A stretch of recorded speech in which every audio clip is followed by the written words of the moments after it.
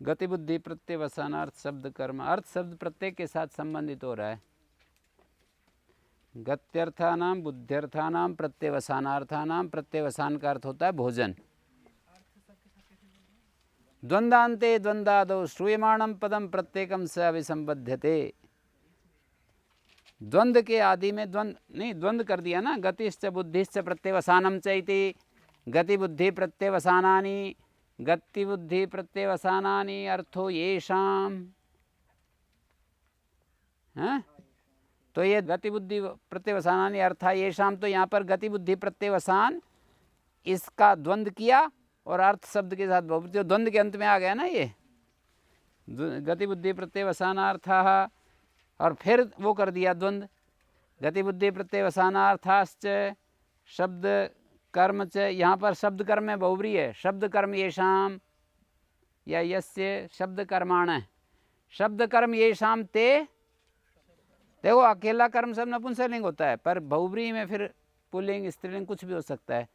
शब्द कर्म येषाम ते शब्द कर्माणः, और न विद्यते कर्म येषाम ते अकर्मकाः, शब्द कर्माणश्च अकर्मकाश्च इति। गति बुद्धि प्रत्यवसानार्थ शब्द कर्मा कर्मकाः तेषाम। हैं?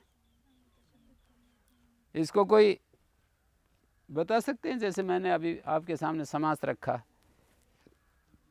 बता देंगे। गतिश्च बुद्धिश्च प्रत्यवसानम च गति बुद्धि प्रत्यवसानानि, गति बुद्धि प्रत्यवसानानि अर्था येषाम ते गति बुद्धि प्रत्यवसानार्था, शब्द कर्म येषाम ते शब्द कर्माणा, और न विद्यते कर्म येषाम ते अकर्म का। शब्द गति बुद्धि प्रत्यवसानार्थाश्च शब्द कर्माणश्च अकर्मकाश्च ते गति बुद्धि प्रत्यवसानात् शब्द कर्मकाः तेषाम। हाँ, शब्द कर्मा कर्मकाः तेषाम शब्द कर्मा कर्मकाणाम। और अणि जो है लुप्त सप्तम्यंत है, नणी अणि तस्मिन अणो, ये अर्थ है। हैं? अणि जो है यहाँ पर लुप्त सप्तम्यंत है।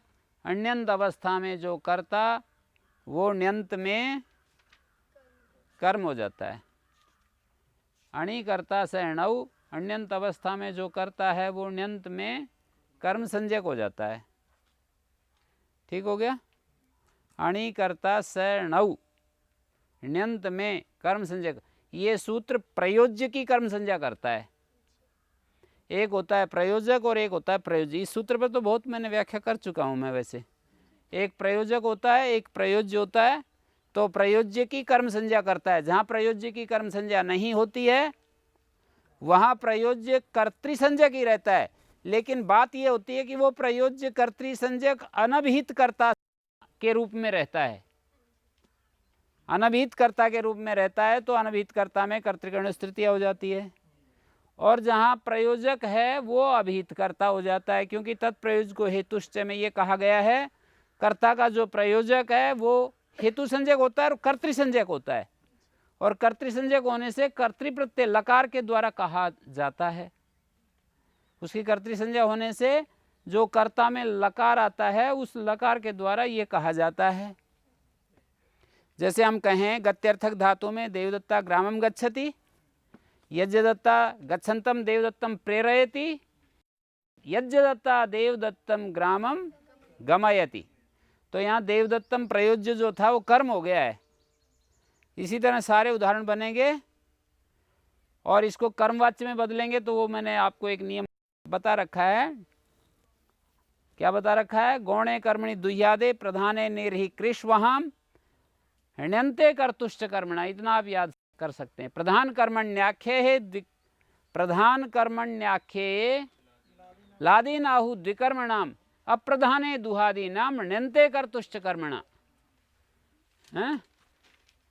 अप्रधाने दुहादीनाम हण्यन्ते कर्तुश्च कर्मणा।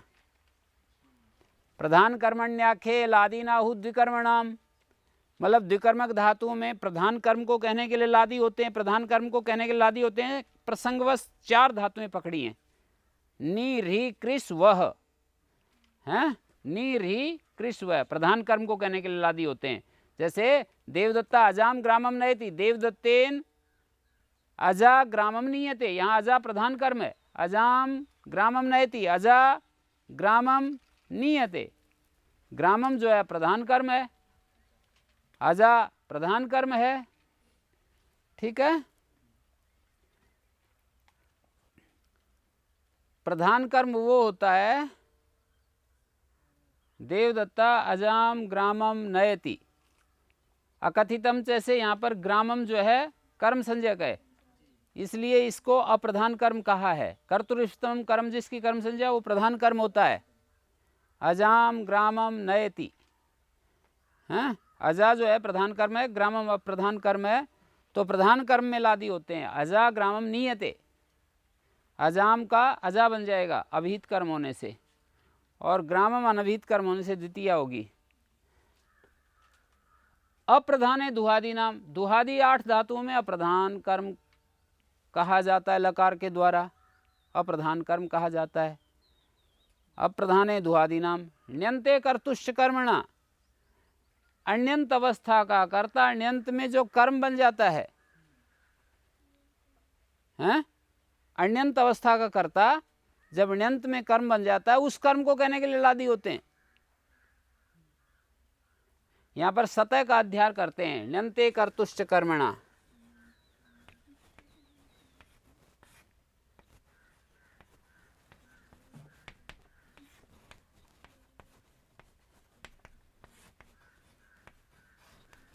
अभिधान का अध्ययन करते हैं, अभिधाने।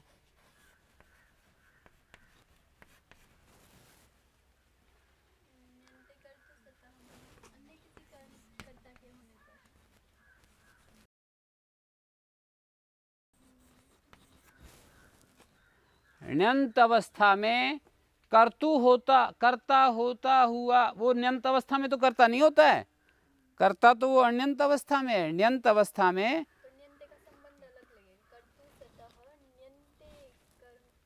कर्तु सता कर्ता होता हुआ ण्यंत में जो कर्म हो जाता है, ऐसा अन्वय कर लें। कर्ता होता हुआ फिर ण्यंत में जो कर्म हो गया, अण्यंत अवस्था में कर्ता होता हुआ, ये अध्याय कर लेंगे यहाँ। अण्यंत अवस्था में कर्ता होता हुआ, ण्यंत में कर्मणा अभिधान है, ण्यंत में जो कर्म बन जाता है। यहाँ अध्याय करके अण्यंते कर्तु सता, अण्यंत अवस्था में कर्ता होता हुआ फिर ण्यंत में कर्म हो गया, हैं। जैसे देवदत्ता ग्रामम गच्छति, अब ये अण्यंत अवस्था में करता है ना देवदत्त, हैं। यजदत्ता देवदत्तम ग्रामम गमयति, देवदत्तः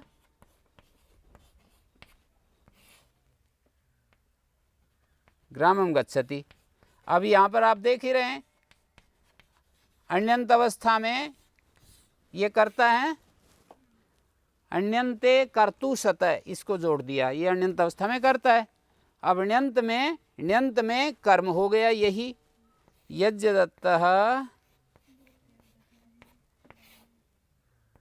देवदत्तम बन गया।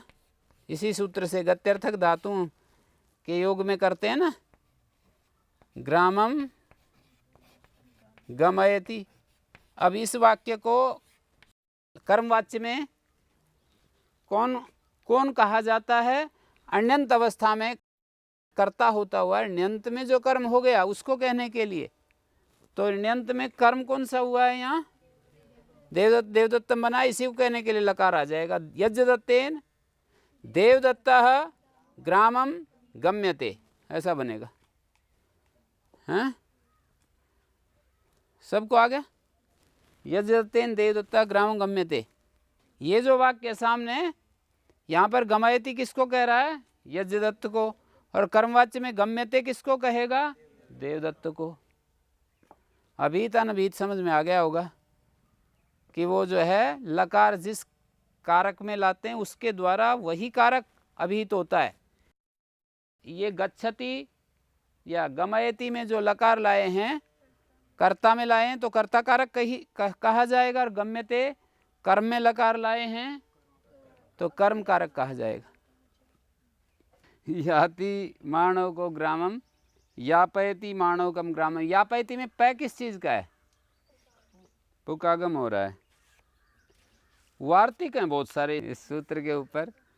गत्यर्थेषु निवयो प्रतिषेधो वक्तव्य। गत्यर्थ धातुओं में जैसे ये था ना, गत्यर्थ धातुओं का अण्यंत अवस्था कर्ता अण्यंत में कर्म होता है, तो कहते हैं नी और वह धातु का कर्ता, गत्यर्थ धातुओं में नी और वह धातु का प्रतिषेध करना चाहिए, अर्थात अण्यंत अवस्था कर्ता अण्यंत में कर्म नहीं होता। देखो यहाँ उदाहरण, नयति भारम देवदत्ता,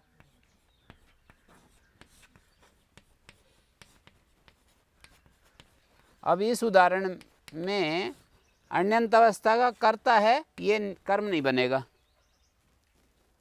अण्यंत अवस्था का कर्ता अण्यंत में कर्म नहीं होता। नायति भारम देवदत्तेन बनेगा, यहाँ देवदत्तेन की बजाय यजदत्तेन करना चाहिए था।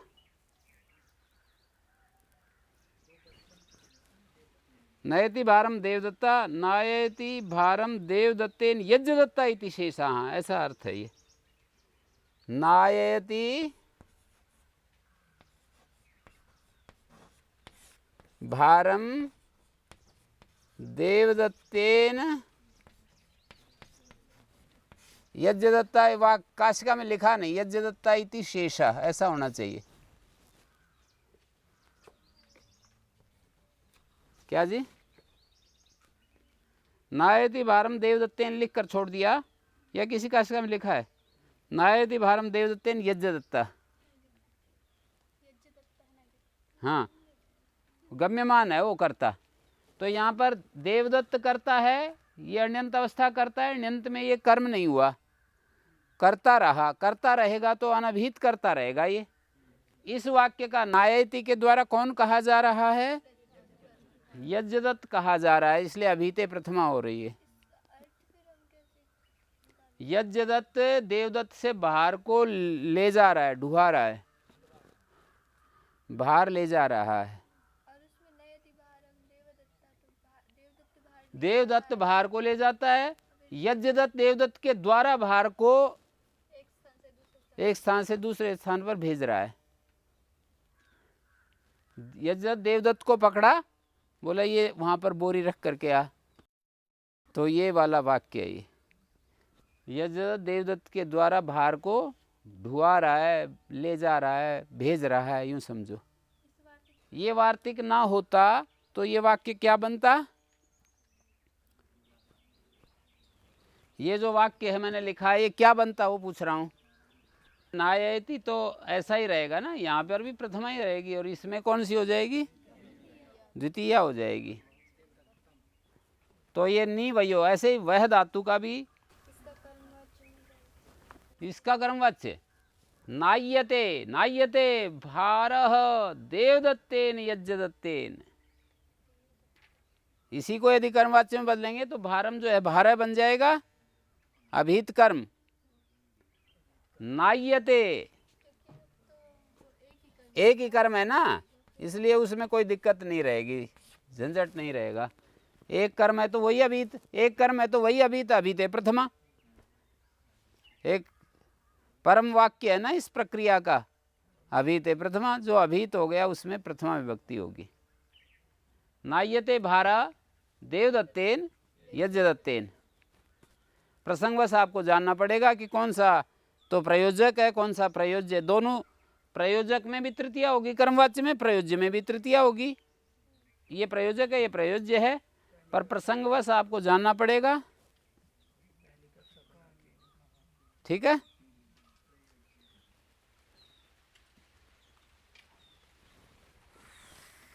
वह धातु का रूप इन्होंने उदाहरण दिया है, वहति भारम देवदत्ता।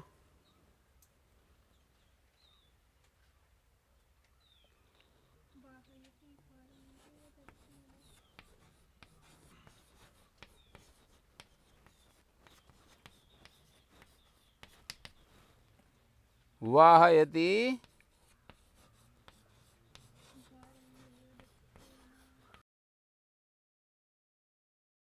देवदत्तेन यज्ञदत्ता, ये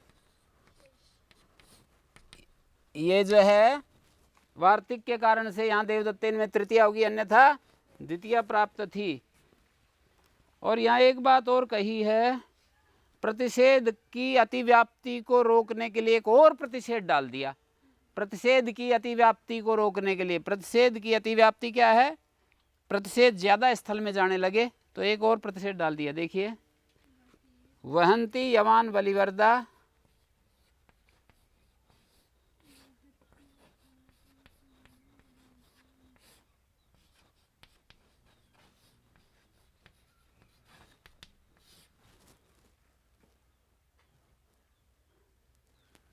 वाहयति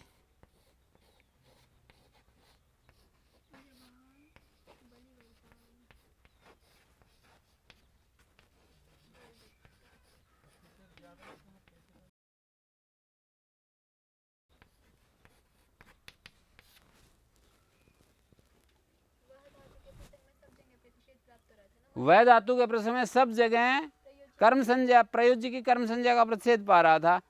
तो उनने कहा, दूसरे वार्तिक ने, कि वहेर अनियंत्री कर्तृक स्थिति वक्तव्य। देखो, वह धातु का ये जो प्रयोज्य की कर्म संज्ञा का प्रतिषेध हो गया ना, तो यहाँ पर भी प्रयोज्य तो यहाँ बनेगा, बलिवर्द बनेगा ना, देवदत्त प्रयोजक है, ये प्रयोज्य बनेगा।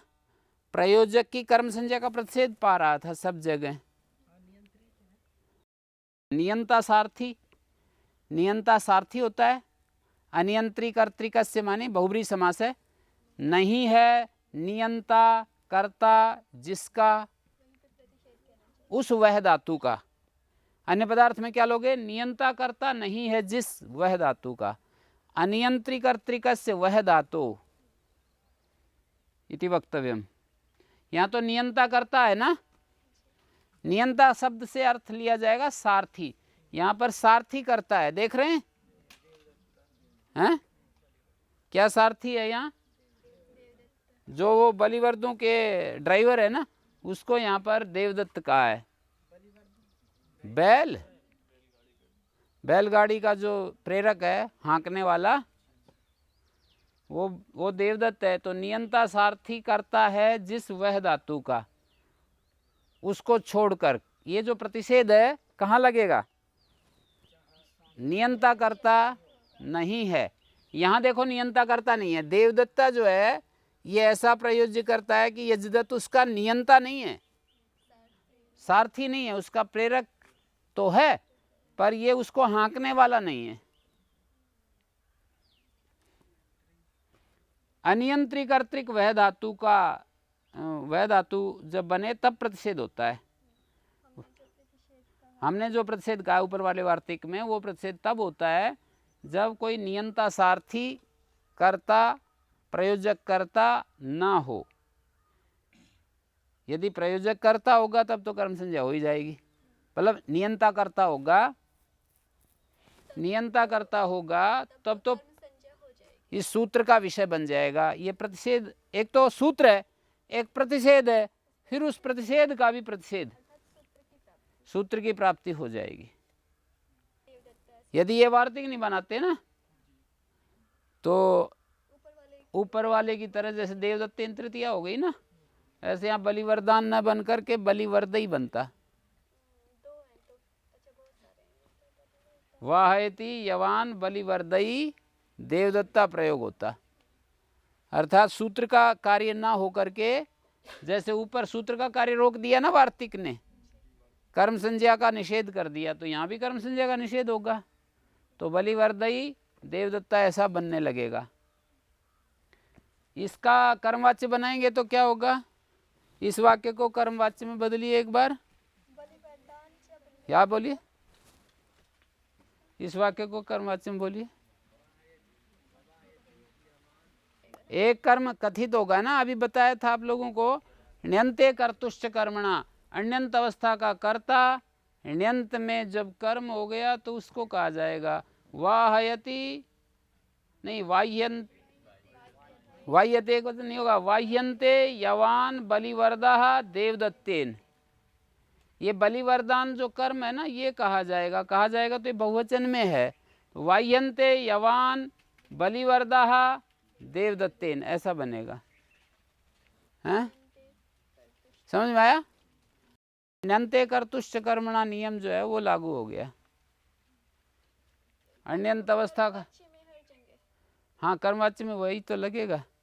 अन्यंत अवस्था का जो करता है, अन्यंत में कर्म हो रहा है, उसको कहने के लिए लकार होगा। वाह्यन्ते यवान, ये तो ऐसे छूट जाएगा, अनभिहित कर्म ही रहेगा।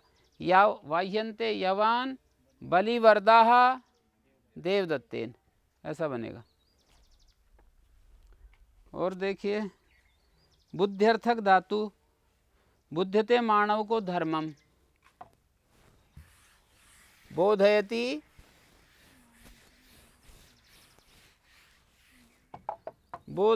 मानवकम धर्मम। यहाँ मानवक जो करता था वो कर्म हो गया, बोधयति मानवकम। नहीं, वो तो सामान्य रूप से कह दिया ना, अन्यन्ते कर्तुश्च कर्मणा, अन्यंत अवस्था करता है, अन्यंत में कर्म हो जाता है, तो वो लकार के द्वारा कहा जाता है। सामान्य बात तो ये है, और विशेष कुछ और भी बता रखी है। वो तो मूल उसमें है ना, वो कुछ धातुएं जो है ना, वो न्यंत अवस्था में थोड़ी लगेगा। न्यंत के लिए अलग बना दिया ना, न्यंते कर्तुश्च कर्मणा, वो सामान्य रूप से कहा है अप्रधान।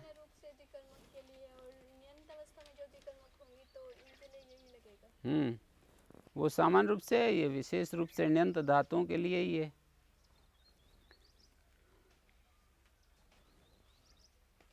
अभी बुद्ध्यर्थक धातुओं का, बुध्यते मानव को धर्मम, काश का देखिए, बोधयति मानवकम धर्मम, यहाँ पर कर्ता अपनी ओर से अध्याय करते जाओ। बोधयति मानवकम धर्मम देवदत्तः, वेत्ति मानव को धर्मम, वेदयति मानवकम धर्मम। गलत तो नहीं छप रहा आपका ये?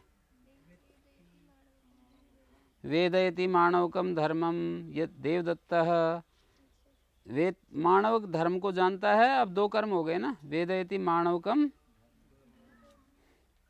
प्रत्यवसान भोजनार्थक अभ्यवहार, भुंगते मानव को ओदनम, भोजयति मानवकम ओदनम, अश्नाति मानव का ओदनम, आश्रयति मानवकम। देवदत्ता जो करता है वो अध्यार किया जाएगा सब जगह। ये रूढ़ी समझ लीजिए, प्रत्यवसान भोजन के लिए, भोजन अर्थ में इसका प्रयोग होता है, धात्वर्थ का। प्रतिपूर्वक अपूर्वक अस, नहीं अस ये दंत सकार है। हाँ, शो अंत कर्मणि है, ये तो प्रत्यवसान है ना।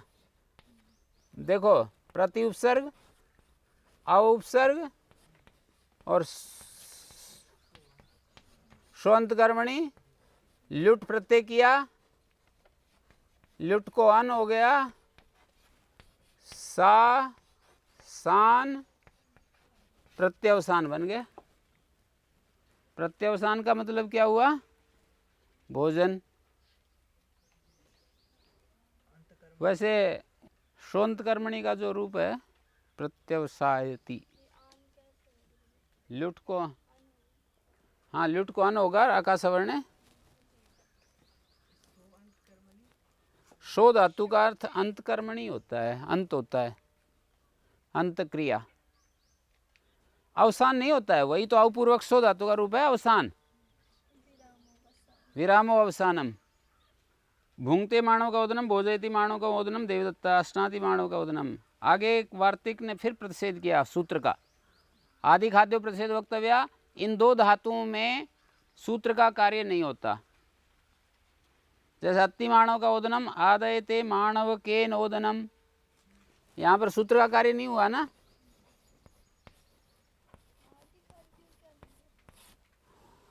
आदि खाद्य कह रहे हैं कि अध धातु और खाद धातु, अध धातु और खाद धातु, इनमें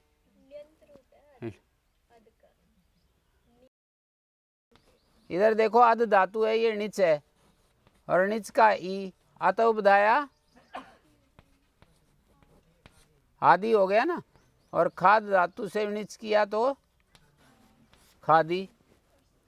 और इनका कर्म संज्ञा का प्रतिषेध करो, इन धातुओं के योग में अण्यंत अवस्था करता, अण्यंत में कर्म नहीं होता, ये कह रहे हैं। और एक आधे प्रतिषेध वक्तव्य से परस्मै पद का प्रतिषेध होने से आत्मपद हो गया। पीछे एक वार्तिक आया है, निकाल करके देखो।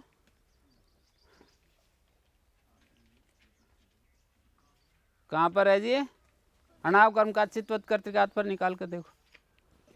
87 नंबर सूत्र पर निगर्ण चलनार्थ व्यस्य पर है अधे प्रतिषेध वक्तव्य। उसका ये अर्थ है कि अध धातु में भोजनार्थक होते हुए भी परस्मै पद का प्रतिषेध कहना चाहिए।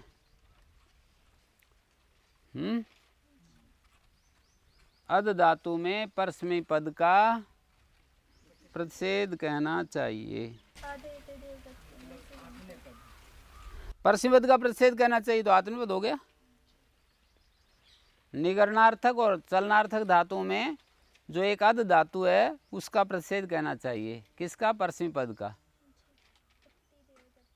अति देवदत्ता आदयते देवदत्ते लिखा है ना वहाँ पर, तो यहाँ परस्मै पद का प्रतिषेध हो गया है। अब इस पर आ जाओ आप लोग, इसी पर आदि खाद्यो प्रतिषेध वक्तव्य। अति मानव का ओदनम आदयते मानवकेन